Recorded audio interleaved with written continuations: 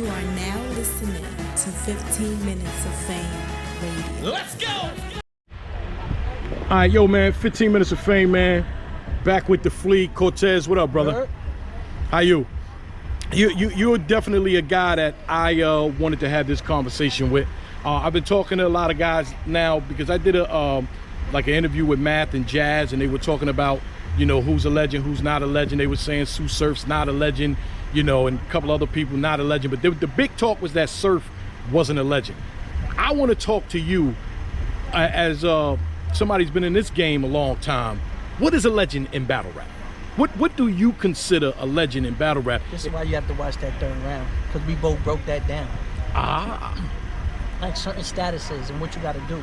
But a legend in battle rap, first off, there were certain eras, right? You had, even when Eminem was in the Blaze battles, or you had this shit on VH1 and then MTV, then 106 in Park. You got all those eras where there's people that, you know, made a stamp to help it. And we don't even know their name right now, probably. But to help it grow. Like, you get what I'm saying? So, like, those people are lost and forgotten. But I do feel like from our era, or maybe slightly more with the Smack DVD and the Fight Club era, that's when niggas started becoming legends. You know?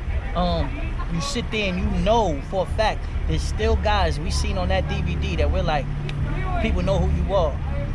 Math, Solomon, Mook, Lux, Jones, Jin, you know, I don't know who else. I don't know if I'm missing somebody. I hope I'm not. But then you go to the Lions Den era.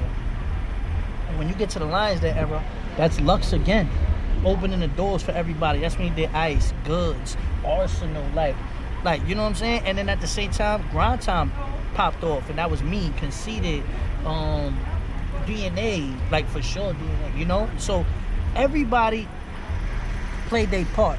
You always mention, when I ask about the legends, they always say you're a legend too. Thank you.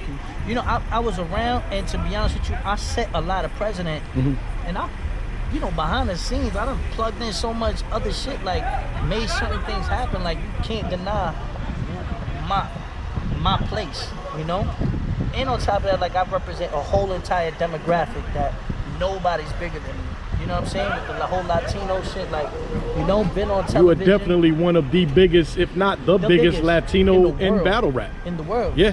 In the world. So, like, that speaks volumes. You can't say that and say he's not a legend. Right. You know? And at the same time, I just feel like everyone's worried about being a legend, but if you ain't getting to the bag, it don't even matter to me.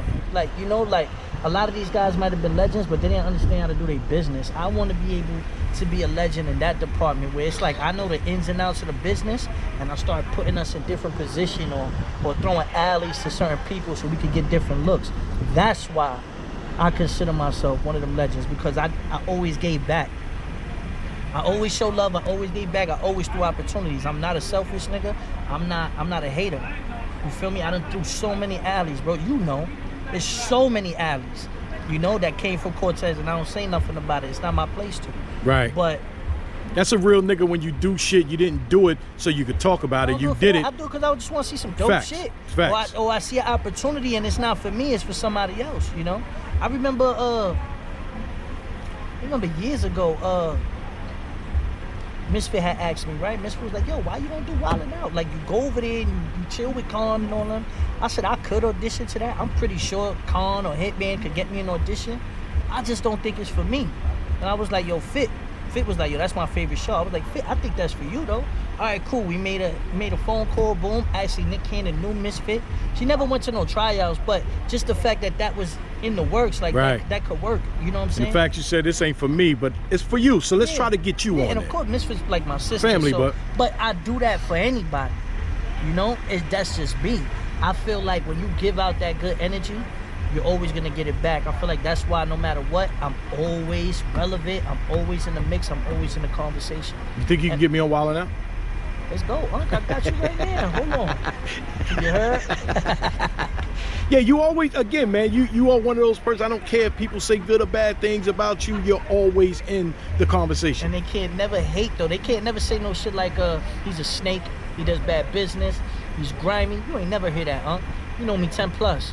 I don't know nothing bad about you. If you ask me, yo, Unc, I'm in the jam, I need $1,000. If I got it, I'm gonna give it to you because I know I'm gonna get it back. Big facts. Yeah. Uncle be outside the battle anyway, like, yo, you sent that? No, I just, you know, again, it's certain people in battle rap. It's just y'all are just so genuine and, you know, real niggas, and I know that. And so that's why I want to see one of all them. of us, you know, like, we've been broke together, we've been traveled all over the world together. So now when we travel and we getting bigger bags, that shit is more fun. It's like, yo, you know what? I want to enjoy these spoils with my team. I'm not writing to go travel to Australia with people I don't know. Right. You know what I mean? But when me and Chilla was on a plane and we met in Australia and we just out there, it's like, yo, like, this my nigga. Like, you know what I'm saying? Like, yeah, those experiences you can't take away. You know what I mean? So anytime you see stuff like that, you want to salute it and you want to put people in different positions. Anytime that comes my way, that's legendary shit. Facts. Unselfishness. 15 minutes of fame. You are now listening to 15 Minutes of Fame Radio. Let's go.